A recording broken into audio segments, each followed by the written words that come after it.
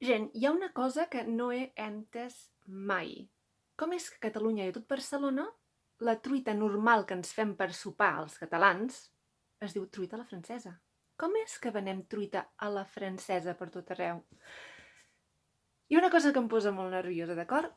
La truita a la francesa no té res a veure amb la nostra truita. La truita a la francesa és una truita amb mantega i amb molta llet. Vull dir, es barreja l'ou amb llet i després se li posa mantega i després sal.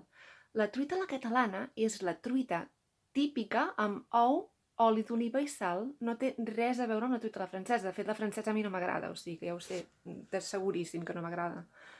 No tenen res a veure. I per què li diem truita a la francesa, a la truita tradicional catalana que es menja a Catalunya, que venen per tot arreu? Com és que serveixen truita a la francesa, truita a la francesa? On és la truita normal catalana? Per què no li diem truita o truita a la catalana?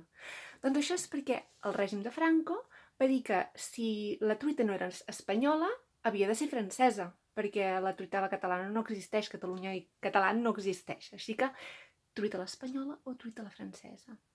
Doncs que sapigueu que quan veieu truita a la francesa a Barcelona o a Catalunya, és truita a la catalana, feta amb oli d'oliva i sal.